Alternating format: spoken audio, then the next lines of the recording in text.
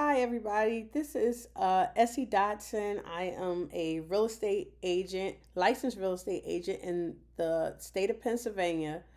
And I just wanted to give you some things to remember before you go to the settlement table. This is for buyers and sellers. Some of these tips are for buyers and sellers, but a lot of them mostly for buyers.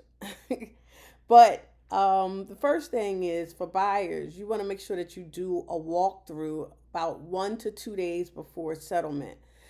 This is so that you can get to the home and make sure that any repair requests that you've made have been satisfied. You want to make sure that the home is cleaned out. Um, that there aren't any big items that you don't want there left at the house. Make sure that the home is still the way it was when you first did a walkthrough and agreed to purchase the home. Make sure there's no leaks or any type of break-ins. Anything can happen during the time that you have seen the home and by the time you get to settlement. It's very important to do a walkthrough early, 1 to 2 days before settlement. Um, Also, this one is for buyers and sellers. If you, when you're under contract and you make any agreement, sellers, to purchase a home warranty for the buyer, the buyer has to make sure that they get an invoice from the home warranty company of their choice so that they can provide that invoice to the title company so it can be recorded um, on the settlement sheet. And sellers, if you've made any um, repairs, agreed to do any repairs, you want to make sure that you get that the buyer should reimburse you for it, that you've made any agreement that you're going to make repairs that the buyer should reimburse you for. Make sure that you get an invoice and submit it, have your agent submit it to your title company so that these things can be recorded on the settlement sheet before settlement. Um, Buyers, you want to discuss your terms of your occupancy agreement with your lender in advance before settlement because you want to be able to understand the terms of this agreement. Um, because for example, like your loan may restrict you from uh, being able to. It may have some type of restrictions telling you that you have to occupy the home for until a certain time. And if you are a or if you are looking to rent your place out at some point, you want to understand those terms and those guidelines. There's a few other things you want to understand about occupancy in the occupancy agreement that you need to discuss with your lender before you go to settlement. Sellers, we know it's quite natural for you to want to like prepare for closing and everything. However, changes to your utility bills or um,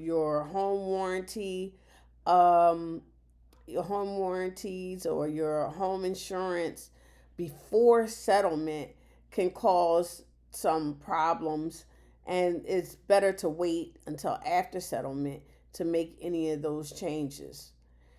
And this one is for buyers and sellers. When there's like during the transaction, when there's some issues that may arrive during the transactions, you never want to guess. It's just going to keep us from going to closing.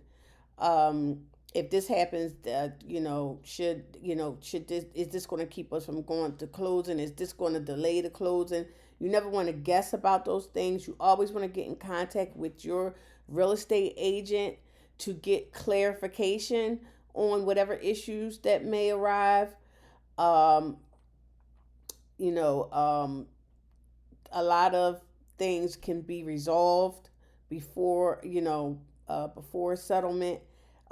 Some of the things that can be resolved is any repair issues, any agreements on doing repairs, agreements on um,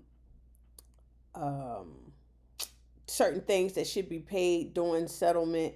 And a lot of times things can be rectified by just changing the agreement of sale or doing an addendum to the agreement of sale to extend the settlement date so that you have more time to complete things, or you can do an addendum to give credit or extra monies to the buyer, or the buyer can agree to other terms, financial terms on the agreement of sale through the addendum. So always don't guess. Always get in contact with your real estate agent so that any issues can be handled and put into an addendum to your agreement of sale, and everything will be contractual and resolved. Buyers, once you do a loan application or a sales contract, has been executed, meaning both parties have signed the sales contract, you and the seller have signed the sales contract. It's not wise to modify your legal names through either the courts or Social Security, or the Social Security office. Um, the name change can affect your underwriting, and can cause potential delays to the transaction.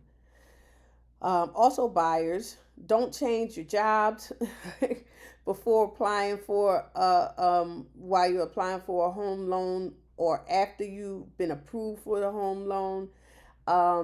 It's also not a good time to quit your job or become self-employed, because these things um, will make the lender think that you are not financially stable and that you could default on the loan. So you want to stay, however you got approved for the loan. That's the financial status you want to stay at. You don't want to make any type of changes. Um, Buyers, you don't want to spend money that you need for the closing costs. Parts of for your financial loan is the closing costs. So you're likely to have some type of responsibility to pay those things, to pay them. So just make sure you have enough money in to pay your closing costs. And also, buyers, don't make any type of large deposits into your bank accounts. uh, Lenders like when your money is sitting in your account for about 2 months. um, the lenders call this seasoning, so that the funds just don't, like, you just, so that these funds are not just coming from out of nowhere, and they know where these funds have come from, that are in the account. So they, like I said, they like to see it sit there. So adding additional funds, large deposits to your bank account can cause the lender to be suspicious. Um, Also, buyers, you don't want to co-sign for anyone. Parents, not for your children. Yes, you have to, if you're going to do that after you get your home, but no co-signing for anything, cuz even though you you are not making payments for what you co-sign to, the loan will get added to your credit, and you're still financially responsible for the loan, even though you're not making payments. And this is going to change your debt to income ratio, which will change or could change your loan approval and keep you from getting to the settlement table. So these are, I think I did about 10 things to remind you about before you get to the settlement table. I hope that this was helpful. If you have any questions, any further questions, you can contact me. Um, my my phone number is 267-844-4021, and I am a licensed real estate agent, and I'm with Chennault Real Estate. My brokerage is Chennault Real Estate, and I am very happy to help you and guide you through any questions that you may have. Um, before you start to purchase your home or sell your home, or you can message me, direct message me, and I will help you the best way that I can. Thank you so much, and have a blessed day.